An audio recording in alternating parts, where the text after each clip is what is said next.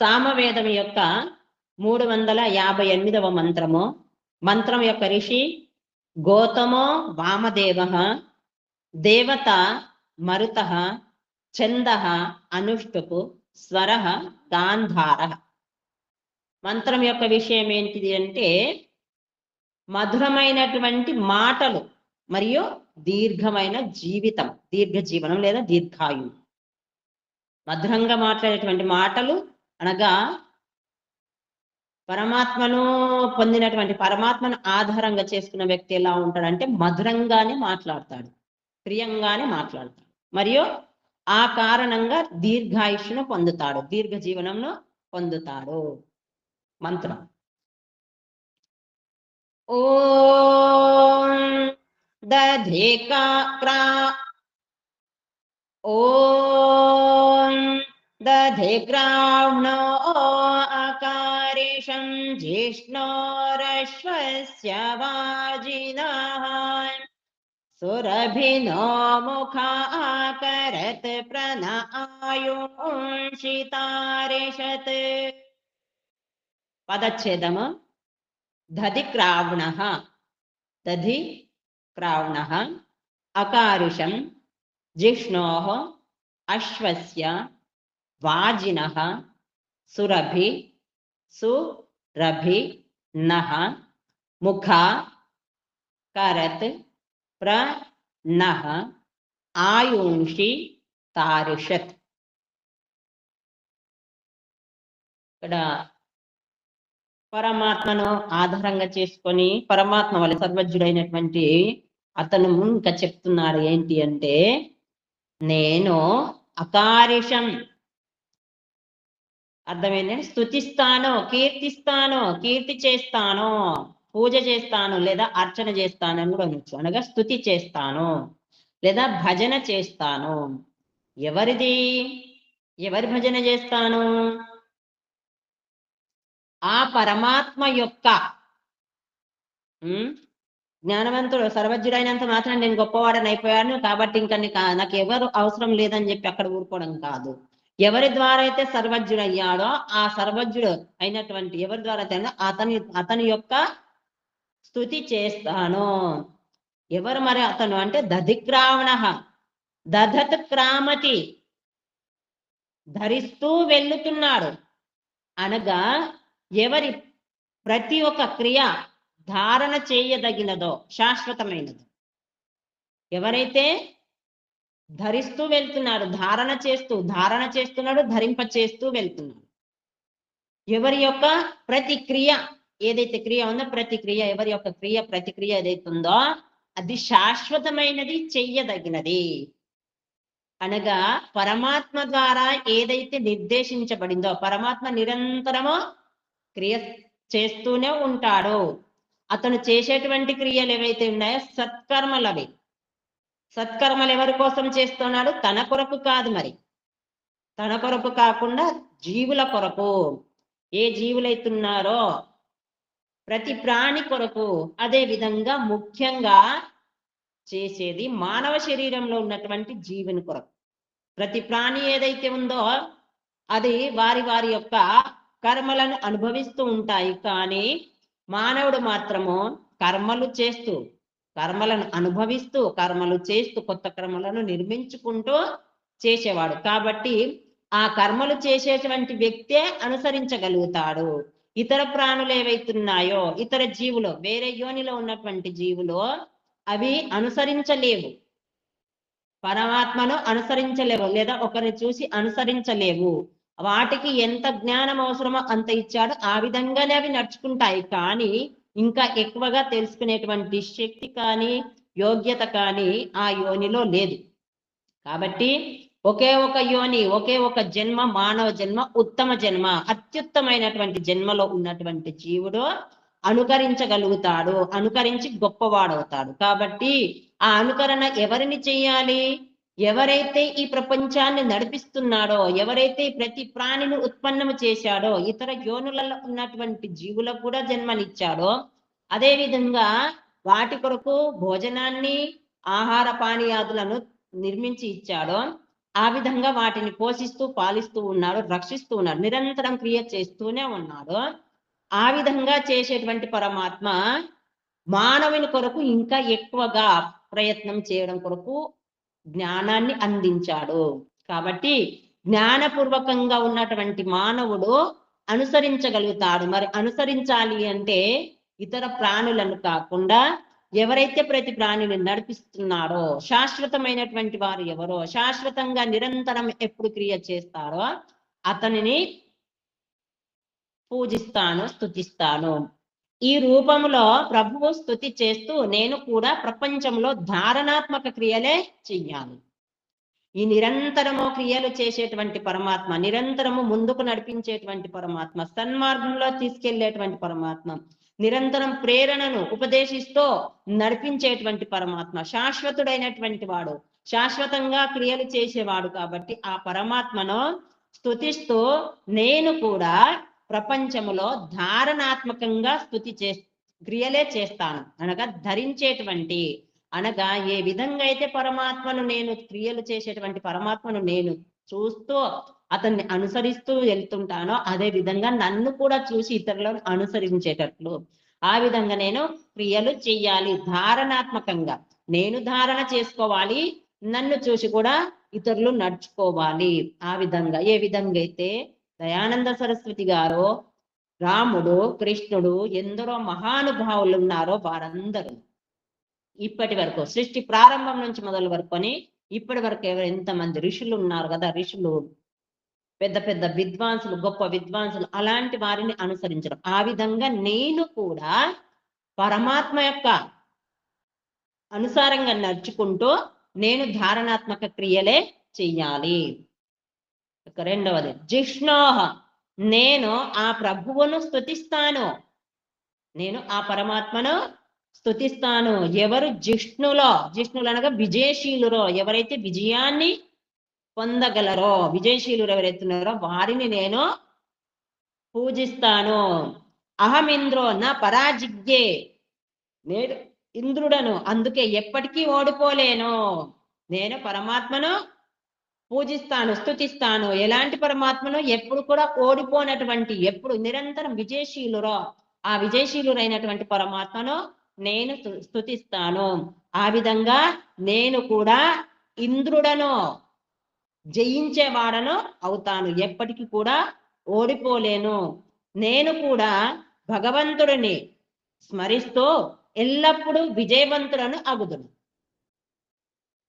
ఎల్లప్పుడూ ఓడిపోలేనటువంటి పరమాత్మను స్తుతిస్తూ నేను కూడా నిరంతరము ఓడిపోకుండా ఉండేటట్లు విజయవంతులను అగుదును. ఎప్పటి వరకు విజయం కలుగదో అప్పటి వరకు యుద్ధంలో స్థిరంగా ఉండాలి. ఎప్పుడైతే మనము యుద్ధానికి వెళ్తున్నామో, యుద్ధంలో వెళ్ళినప్పుడు, యుద్ధం చేసినప్పుడు విజయం కలిగేంత వరకు యుద్ధం చేస్తూనే ఉండాలి.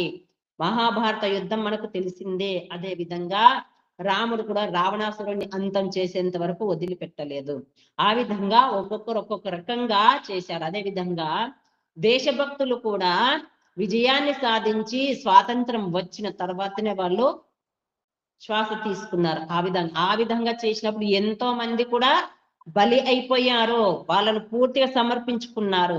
కాబట్టి విజయాన్ని పొందేంత వరకు ఎట్టి పరిస్థితుల్లో కూడా వెనుకంజ వెయ్యకూడదు. రంగంలో దిగాము కదా, కాబట్టి మనము ఇంద్రియాలను జయించాలి, మనలో ఉన్నటువంటి కామ క్రోధాలను జయించాలి. కాబట్టి ఆ రంగంలోకి దిగాము కాబట్టి నిరంతరం మనము ప్రయత్నం చేస్తూనే ఉండాలి, వెనుకంజ వెయ్యకూడదు. ఎప్పటి వరకు అయితే విజయం కలగదో అప్పటి వరకు యుద్ధంలో స్థిరంగా ఉండాలి. నిరంతరము పరమాత్మను పట్టుకొని నిరంతరం ప్రయత్నం చేస్తూనే ఉండాలి. యమ నియమ ఆసన ప్రాణాయామాదులను పాటిస్తూ పరమాత్మను స్మరిస్తూ వెళ్ళినట్లయితే విజయాన్ని పొందుతాము. మూడవది అశ్వస్య, అశ్వ్యాప్త ధాతుతోని అశ్వస్య శబ్దం సిద్ధమవుతుంది. నేను పరమేశ్వరుడిని జ్ఞాపకం చేస్తాను, నేను ఆ పరమాత్మను స్మరిస్తాను, గుర్తుకు చేసుకుంటాను. ఎందుకంటే ఎవరిని అంటే ఎవరు సర్వవ్యాపకుడో, ఎవరైతే సర్వవ్యాపకుడో ఆ పరమాత్మను స్తుతిస్తాను, ఆ పరమాత్మను స్మరిస్తాను.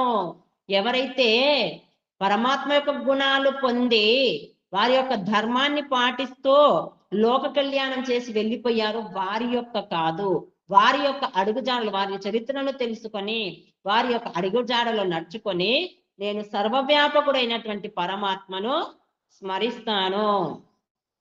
ఆ సర్వవ్యాపకుడిని స్మరించుకుంటూ నేను కూడా మరింత ఎక్కువగా వ్యాపకుడను అయ్యేందుకు ప్రయత్నిస్తాను.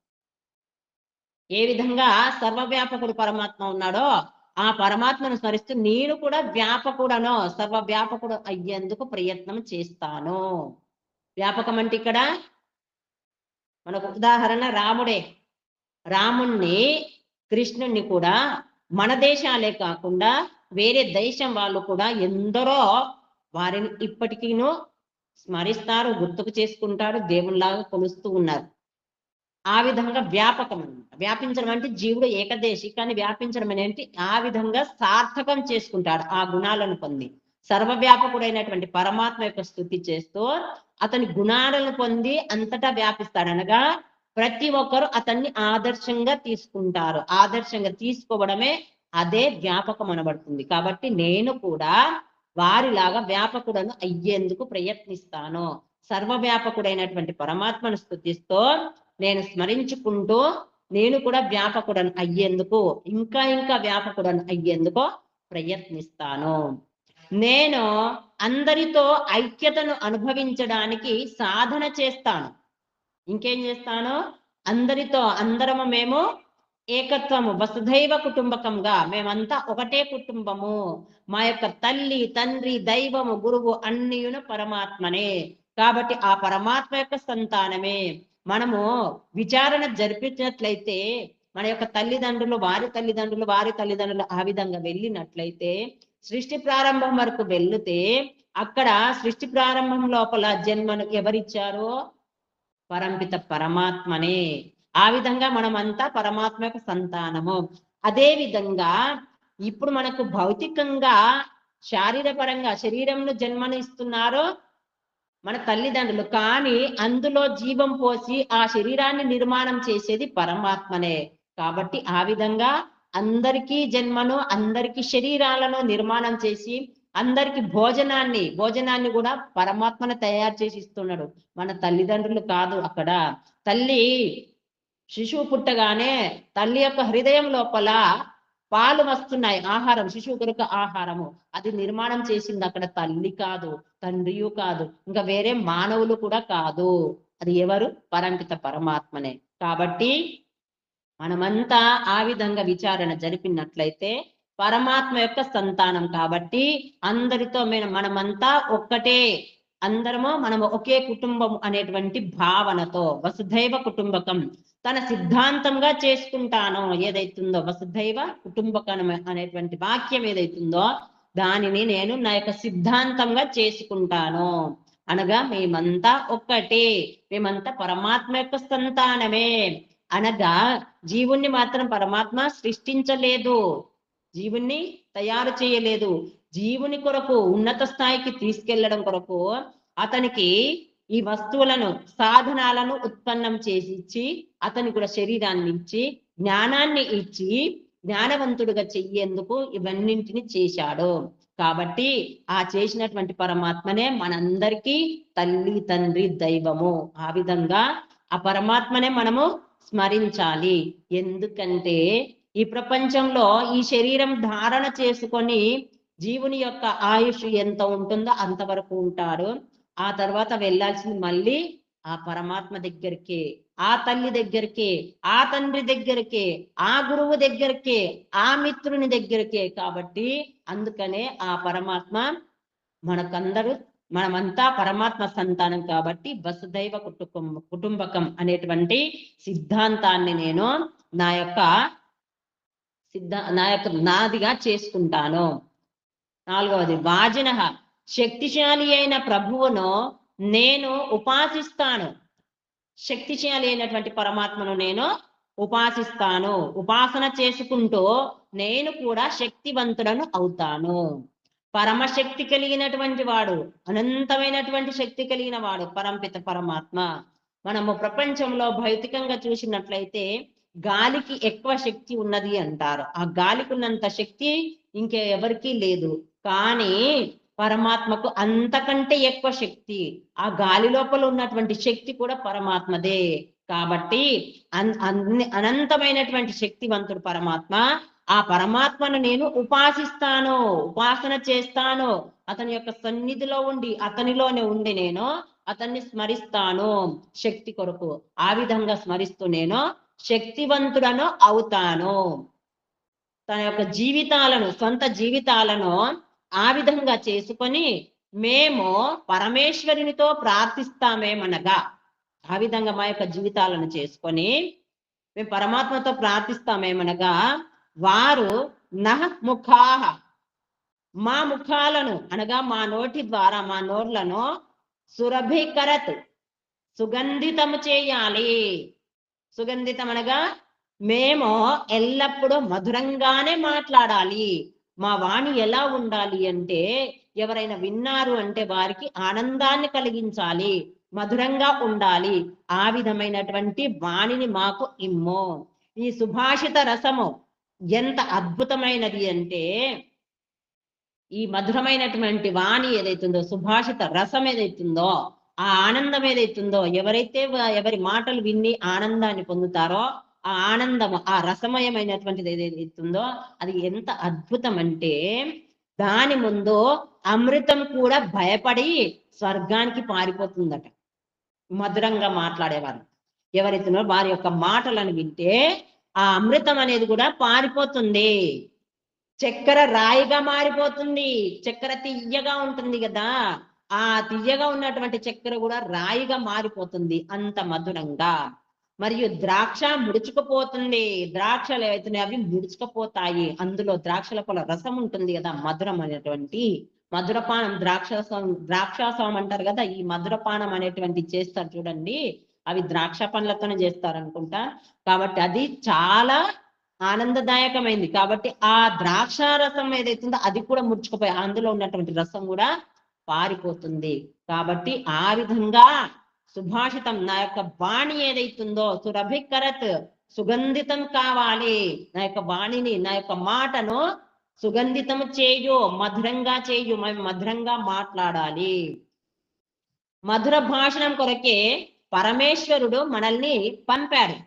మధురంగా భాషించాలని చెప్పే పరమాత్మ ఈ సృష్టి లోపల మానవ జన్మని ఇచ్చాడు. ఏ ప్రాణిని పలకలేదు కాబట్టి మధుర భాషణం కొరకే మానవుని సృజించాడు. కాబట్టి మానవ జన్మని సార్థకం చేసుకోవాలంటే మధురమైనటువంటి భాషణం, మధురంగా మాట్లాడాలి. మధుర భాషణముతో ఓ పరమేశ్వర, నహ మా యొక్క ఆయుంషి జీవితాలను, మా యొక్క జీవితాలను ప్రతారిషత్ పెంచండి, వృద్ధి చెయ్యండి. మా యొక్క ఆయుష్ను పెంచండి, మమ్మల్ని దీర్ఘాయుషులుగా చెయ్యండి మధుర భాషణముతో. ఎందుకంటే హే పరమాత్మ, నీ యొక్క వాణి మధురమైంది కాబట్టి అదే విధంగా మా వాణులు కూడా మధురంగా కావాలి. నీవు ఏ విధంగా అయితే మధురంగా భాషిస్తావో, మధుర భాషణతో జీవులను ఉన్నత స్థాయికి తీసుకెళ్తావో, అనగా ఈ యొక్క వేదవాణి ఏదైతుందో అది మధురమైనటువంటిది. కాబట్టి ఆ విధంగా మా వాణిని కూడా చేసి మమ్మల్ని దీర్ఘాయుషులుగా చెయ్యుము. మధుర భాషణముతో దీర్ఘ జీవనం లభిస్తుంది. మధురంగా మాట్లాడినట్టయితే, మధుర భాషణం జరిపినట్లయితే దీర్ఘంగా జీవించేటువంటి శక్తి వస్తుంది. కేవలం పలికినటువంటి వారే కాకుండా, ఎవరైతే మధురంగా మాట్లాడతారో వారే కాకుండా ఇతరులను కూడా జీవింపజేసేవారు అవుతారు. ఎందుకంటే ఎవరైతే మధురంగా మాట్లాడతారో అది మధురంగా మాట్లాడే వారిని ప్రశాంతంగా ఉంచుతుంది. ఆ మధురమైనటువంటి మాటలు ఎవరైతే వింటారో వారు కూడా ప్రశాంతులు అవుతారు. కాబట్టి అందుకనే ఆయుష్ పెరుగుతుంది. ఆ ప్రకారంగా మనుష్యుని యొక్క కర్తవ్యం ఏమనగా, అతడు నిర్మాణాత్మక పని మాత్రమే చెయ్యాలి. మానవ యొక్క కర్తవ్యం ఏంటి? నిర్మాణం జరిపేటువంటిదే చెయ్యాలి, విధ్వంసం చేసేది కాదు, నాశనం చేసేది కాదు. ఆ విధంగా చేసినప్పుడే విజయం సాధించగలుగుతాడు. విజయాన్ని సాధించాలి, ఉదారంగా ఉండాలి, శక్తిని సంపాదించుకోవాలి, తియ్యగా మాట్లాడాలి, మధురంగా. ఈ రోజులల్లా మధురంగా ఎవరైతే మాట్లాడతారో వారి వలలో అందరూ చిక్కుకుంటున్నారు, మనం చూస్తున్నాం. కానీ వారు మాత్రము ఇతరులను నాశనం చేయడం కొరకు లేదా వారి యొక్క స్వార్థాన్ని సిద్ధింప చేసుకోవడం కొరకే వారు మధురంగా మాట్లాడతారు. కాబట్టి ఆ విధంగా కాకుండా తన యొక్క స్వార్థం కొరకు కాకుండా ఇతరుల యొక్క ఉన్నతి కొరకు మధురంగా మాట్లాడాలి. ఆ విధంగా మాట్లాడినట్టయితే వారి యొక్క ఉన్నతి జరుగుతుంది, మరియు ఎవరైతే మాట్లాడుతున్నారో వారి యొక్క ఉన్నతి జరుగుతుంది. కాబట్టి హే పరమాత్మ, నీవు మధుర భాషణం కలవాడు కాబట్టి సుభాషితములు నీవు తెలియజేస్తావో అదే విధంగా మేమును కావాలి. దాని ద్వారానే విజయాన్ని సాధించాలి. ఈ సుందరమైన గుణాలను తనలో ధారణ చేసుకునే ఇతడు వామదేవుడు. ఏంటి గుణాలు? విజయాన్ని సాధించేటువంటిది ఉదారంగా ఉండడము, మరియు శక్తిని సంపాదించుకోవడానికి, మరియు తియ్యగా మాట్లాడడం, మధురంగా మాట్లాడడం. ఈ నాలుగింటిని ఎవరైతే సుందరమైనటువంటి ఈ గుణాలను ఎవరైతే ధారణ చేసుకుంటారో వారు వామదేవుడు. పరంపిత పరమాత్మ నిరంతరం విజయశీలుడు, ఎప్పుడు కూడా ఓడిపోడు. పరమాత్మ ఉదార స్వభావం కలవాడు, ఇతరుల కొరకే అన్నింటిని ఇచ్చేవాడు. అదే విధంగా పరమాత్మ అంత శక్తి, అనంతమైనటువంటి శక్తి కలిగిన వాడు, మరియు మధుర భాషి. ఆ విధంగా నేను కూడా హే పరమాత్మ నీ యొక్క ఈ నాలుగింటిని, 4 గుణాలను పొంది నేను వామదేవుడను అవుతాను. అతడే వామదేవుడు.